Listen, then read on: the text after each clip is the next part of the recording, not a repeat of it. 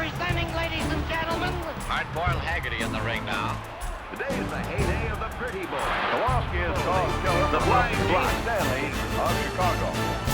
She likes it. Oh, boy, that can hurt.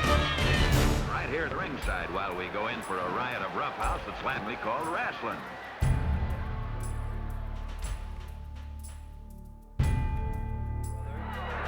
There is some Florida air courtesy of Abby Rents here in California, and George is going to have a wee bit of oxygen, I believe. A wee bit of oxygen. He said there's no smoke in that air, he's telling the announcer up there. And his valet is working over him. There's some smelling salts, a little water, and I do believe a cup of tea. To give some understanding of the immense popularity of Gorgeous George, by the early 1950s, wrestling matches featuring Gorgeous George on television were only surpassed in North American TV ratings by the great comedian Milton Berle. George had truly brought wrestling back into the public limelight. Onto the rope. Tally ho, dear boy. But to fully understand the remarkable career of Gorgeous George, we have to travel back to his roots. They began in 1915 in Seward, Boyd County, Nebraska, where he was born George Raymond Wagner, the only son of house painter Elmer Wagner and his wife Elsie, who was confined to bed with a form of paralysis. These were tough times in the USA.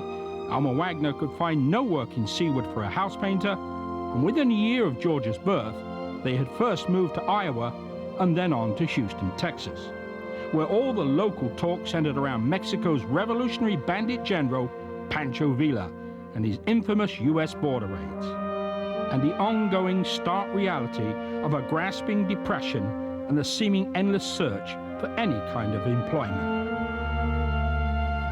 George would tell of his family being dirt poor, and spending most of his childhood in Houston either playing down near the water or caring for his invalid mother. George never even completed 12th grade at school, and by the time George reached 14, both his parents were dead. But it was then that George's life took on a new meaning. He was taken in by the James family, who had two sons, John and Jesse. Papa James had a fruit stand in the tough Harrisburg neighborhood of Houston. It was here that George, Jesse, John, and friends Dizzy Davis and Chester Hayes became known as the Harrisburg Rats, as they whiled away their days wrestling and fighting all-comers. Amazingly, all five would eventually become professional wrestlers. By the 1950s, George Wagner had been wrestling professionally for 16 years. During that time, George had both changed his name and dramatically reinvented himself. George had had what beauticians today call a makeover. In George's case, it was total. In a post-World War II redneck era, George had had the courage to portray himself as an effeminate dandy. The ensuing love-hate relationship with the wrestling fans had made George a wealthy man and TV wrestling's biggest draw. California and Hollywood were now home to George, and that is where he fought his lifelong friend Jesse James. As always, the new George was gorgeous. He's into the ring now, standing on a cerise mat. There's the bell. 2 falls out of 3, a 1-hour time limit. Gorgeous George, the human orchid.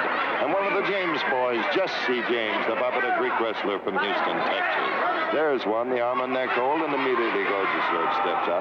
Watch him on the break. There's this. It's a great stunt of his. He comes out with a wrist lock or a leg lock from the break. He's a fan. Not going along, and Jesse just muscles up his hair, and George is mad. Oh, forward.